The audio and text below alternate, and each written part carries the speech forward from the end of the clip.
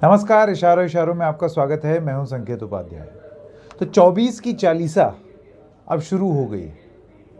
विपक्ष को लेकर के बड़ी ज़बरदस्त राउंड की मीटिंग्स अब दिल्ली में शुरू हो गई हैं। और ये कौन रहा है? ये एक और विपक्ष में अभी हाल ही में बीजेपी का साथ छोड़ करके आरजेडी का साथ और दामन थामे और सीपीएम का दामन थामे नीतीश कुमार, बिहार के मुख्यमंत्री। उन्होंने बहुत सारे बयान भी दिए। आपको मालूम है कि वहाँ क्या हुआ पटना में। अभी हमने इसके बारे में बात भी की थी, जिसमें चलिए और बैठिए का एक खेल चल रहा था विपक्षी एकता का। जब के चंद्रशेखर राव वहाँ पर तेलंगाना के मुख्यमंत्री गए थे और जब सवाल पूछे गए कि कांग्रेस का क्या रोल होगा, विपक्षी एकता में इसका क्या होगा, उसका क्या होगा, ऐसे तमाम टेढ़े मेढ़े सवाल पूछे गए जो कि कायदे से सबसे ज़रूरी सवाल हैं, वहाँ पर नीतीश कुमार थोड़े से असहज दिखे। खैर, वो असहजता आज ख़त्म होती दिखाई दे रही है, क्योंकि नीतीश कुमार दिल्ली आए और दिल्ली आने से पहले आपको याद होगा उनके ऑफिस में भी तमाम पोस्टर थे जिसमें उनको शोकेस किया जा रहा था, प्रदर्शित किया जा रहा था एक केंद्रीय नेतृत्व की ओर। एक ऐसा चेहरा जो कि क्रेडिबल चेहरा है विपक्ष में सब लोगों को एक साथ लाने के लिए। तो वो दिल्ली आ गए। अच्छा, दिल्ली आए तो वो अरविंद केजरीवाल से मिले, राहुल गांधी से मिले, मुलायम अखिलेश से मिले, डी राजा से मिले, वो सीताराम येचुरी से मिले, लेफ्ट के जो दोनों नेता हैं। उसके बाद वो ओम प्रकाश चौटाला से मिले। तो इतनी सारी मीटिंग उन्होंने की, एक संदेश देने की कोशिश की कि विपक्ष को एक साथ आना ज़रूरी है। लेकिन देखिए, होता क्या है कि आपको याद होगा कि ममता भी इसी तरीके से चुनाव जब जीत करके 2021 का आई थी दिल्ली, तो ऐसी सारी मीटिंग्स उन्होंने भी की थी, भर भर के मीटिंग्स की थी, बहुत सारे लोगों की भर्तियां भी करवाई। आप समझ रहे हो मैं कहाँ जा रहा हूँ? तो के चंद्रशेखर राव भी जब आते हैं तो वो इस तरीके से मीटिंग करते हैं। तो जितने लोग उतनी मीटिंग। अच्छा, मीटिंग करने में कोई दिक्कत तो है नहीं, मीटिंग आप कर सकते हैं, चाहे जितनी मीटिंग करिए। मीटिंग का निष्कर्ष क्या निकलेगा उस पर चर्चा करनी बहुत ज़रूरी है। मीटिंग में ये समन्वय बन पाएगा कि किसके नेतृत्व में या किसकी अगुवाई में ये चुनाव विपक्ष लड़े, वो एक बड़ा सवाल होगा। क्या वो राहुल गांधी होंगे? आप देखिए, राहुल गांधी और अरविंद केजरीवाल दोनों, जब ये विपक्षी एकता की बात हो रही है तो कई बार तीखे तेवर होते हैं इन लोगों के एक दूसरे के प्रति, लेकिन दोनों ही अपनी अपनी यात्रा निकाल रहे हैं। एक निकाल रहा है मेक इंडिया ग्रेट या मेक इंडिया नंबर 1 यात्रा, आम आदमी पार्टी हरियाणा से, और राहुल गांधी निकाल रहे हैं अपनी भारत जोड़ो यात्रा। तो विपक्ष में काफ़ी एक्टिविटी चल रही है अभी। हर पार्टी जो है वो मजबूती से सामने आने की कोशिश कर रही है। जो हमें समझ में आता है कि विपक्ष में एकता बनाने से पहले एक प्रयास ये है अपने आप का अपना कद बढ़ाना, क्योंकि जब आप अपना कद बढ़ाएंगे तब उसके बाद फिर आप जब एकता वाली टेबल पर बैठेंगे तो फिर आप ज़रा एकता के लिए जब बात करेंगे तो आप एक मजबूत स्टेक होल्डर की तरह प्रस्तुत होंगे। ऐसा कैसे हो कि आप एक ऐसे पक्षकार बन जाएं या एक ऐसे स्टेक होल्डर बन जाएं जिसका वर्चस्व ही कम हो या जिसको लोग कम आंकें।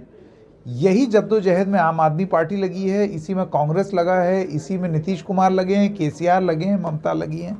और फिर घूम के प्रश्न वहीं आ जाता है, ये चक्कर कि अगुवाई कौन करेगा।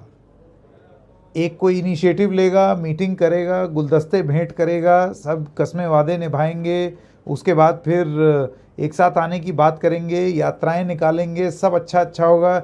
एक खराब बयान होगा एक दूसरे के खिलाफ, उसके बाद कटुता आएगी, फिर एक सवाल पूछा जाएगा कि सामने कौन आएगा, उस पर समन्वय नहीं बन पाएगा। ये चक्कर ही चल रहा है 2014 से। क्या विपक्ष ये चक्कर रोक पाएगा? नीतीश कुमार का बयान ये है कि हाँ, हम बिहार में करके दिखा चुके हैं। विपक्षी एकता जब जब हुई है बीजेपी को हमने पटकनी दी है। और उनका ये भी कहना है कि अगर विपक्ष के ज़्यादातर लोग एक साथ आ जाएं तो वो स्थिति भी दूर नहीं है कि जब बीजेपी 50 सीट पर यानी कि 50 लोकसभा सांसद पर सिमट करके रह जाए, जहां अभी आज कांग्रेस है। ये नीतीश कुमार ने बोला है। अच्छा, इस सब के बीच में बीजेपी क्या कर रही है आपको वो भी बता दें। ऐसा नहीं है कि बीजेपी हाथ पे हाथ धरे बैठी हुई। 300 प्लस तो उनके पास है ही। उनके यहाँ ये चिंतन हो रहा है कि पिछली बार हम जो 144 हार गए, 144 सीट जहां पर हम हार गए, उसको कैसे जीता जाए। तो एक बड़ी मीटिंग दिल्ली में हो रही है, अमित शाह और जेपी नड्डा ये मीटिंग ले रहे हैं, और जो मोदी सरकार के जो मंत्री हैं उनको ये जिम्मेदारी दी गई थी कि चलिए आप मैपिंग करिए, जो 144 सीटें हैं, 144 सीट्स जहां हम हार गए या जहां हम नंबर 2 या नंबर 3 पर आए, वहां पर हम नंबर 1 कैसे हो जाएं, इसके लिए क्या किया जाए। तो उसमें सुझाव देना हो, क्या बदलाव करना हो, ये सारी चीज़ें इन मंत्रियों को, केंद्रीय मंत्रियों को आकर के बीजेपी को बताना होगा। इसके आधार पर बीजेपी फैसला लेगी कि क्या कोई स्ट्रक्चरल चेंज करना है, क्या वहाँ पर कैंडिडेट बदलना है, क्या वहाँ पर जो संगठन है उसको लेकर के कुछ बदलाव करने हैं, क्या कार्रवाई करनी है। ये इस प्रयास पे आप कॉन्फिडेंस का लेवल देख रहे हैं कि 300 तो हमें आ गए, जो 144 नहीं आए वहां पर क्या। तो ये एक बड़ा प्रश्न है। लेकिन क्या ये बीजेपी का ओवर कॉन्फिडेंस है, ये मान बैठना कि 300 तो हमारी जेब में है, अब 144 की ओर जाएं, या ये बीजेपी की एक पहल है जिसमें वो अपने आप को एहसास दिला रहे हैं कि 300 हो सकता है 2024 में 300 ना मिले, 300 से कम होगा, घटेगा वहां पर संख्या। तो जो संख्या उधर घटेगी, यूपी में हो सकता है घटे, मुझे नहीं मालूम है क्या होगा, बिहार में घटे, झारखंड में घटे, राजस्थान, छत्तीसगढ़, पंजाब, दिल्ली, इन सब जगहों पर क्या बीजेपी का विश्लेषण ये है कि अगर हमारा संख्या बल कम भी होता है तो हम ये जो 144 सीटें हैं जो कि नहीं जीत पाए, वहाँ पर हम कुछ एक ऐसा करें कि हम अपनी सीट बढ़ा लें, पूर्वोत्तर में हम कुछ ज़्यादा अलग रणनीति बदलें, या साउथ में हम रणनीति बदलें। आप जानते हैं तेलंगाना पर कितना जोर है बीजेपी का।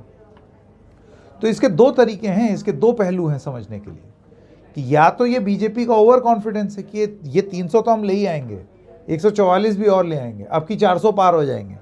सोचने में क्या जाता है, आप 500 पार हो जाइए। लेकिन ये भी हो सकता है कि बीजेपी के इंटरनली ये बात चल रही हो कि जहां जहां आप पीक कर चुके हैं या मैक्स परफॉर्मेंस आपकी हो चुकी है, वहां आपके दिल की ख्वाहिश ये ज़रूर हो सकती है कि आप मैक्स की जगह प्रो मैक्स हो जाएं।